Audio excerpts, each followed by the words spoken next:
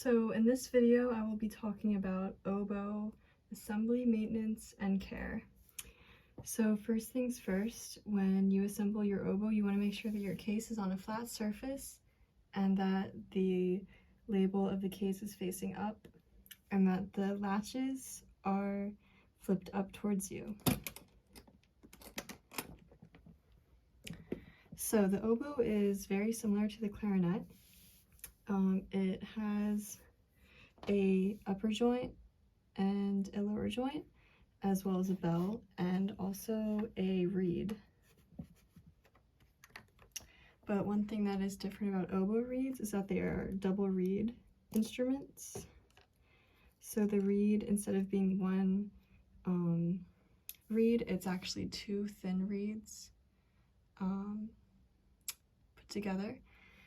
So oboe reeds, like any other reed, are very delicate, so you want to make sure that you treat them with care, and they're very thin, so you want to make sure to avoid touching this thin part up at the top.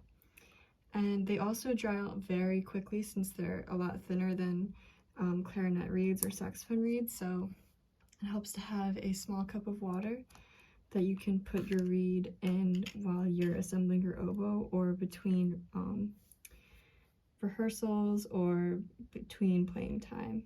So you can just submerge the reed in the water, and usually you don't have to submerge it for no more than 3 minutes. So to start assembly, you want to start from the bottom up. So you want to take your bell and your lower joint, and like the clarinet, oboe also has cork. So, and it also has a thumb rest on the back. You want to just gently twist the bell back and forth until it is on the lower joint. It should be aligned. And then you want to take your upper joint, take off the cap, and the upper joint also has a piece of cork. Usually oboes do require some cork grease when you're first setting up the instrument, but over time it should become more easier to assemble.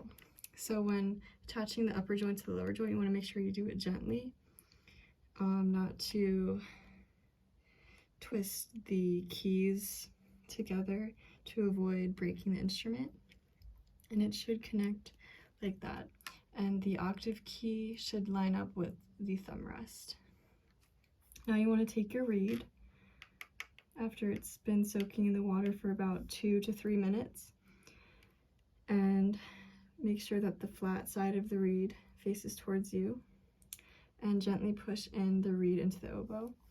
You don't want to push in the reed too far in or too far out, because that could affect the tone of your instrument, but you want to make sure that this, at least some of the cork is visible. And that is how you assemble the oboe. When disassembling your oboe, you want to make sure you start from the top of the oboe and then just take it apart from the top down. So you want to start with the reed, gently take it out of the top of the oboe, and then most oboe cases come with a little case for your reed.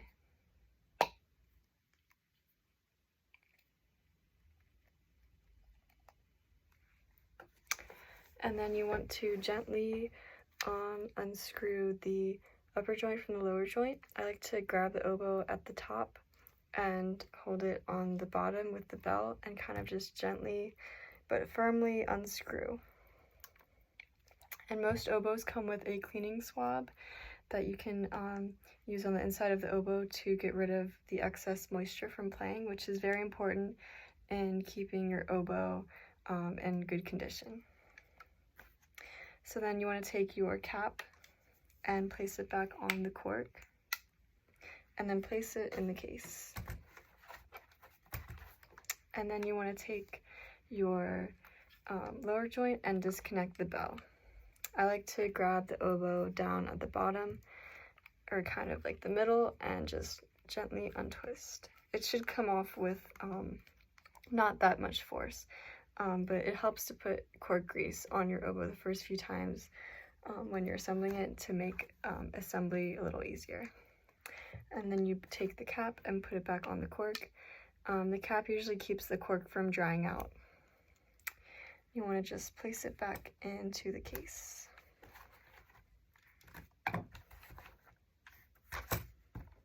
And that is basic disassembly of the oboe.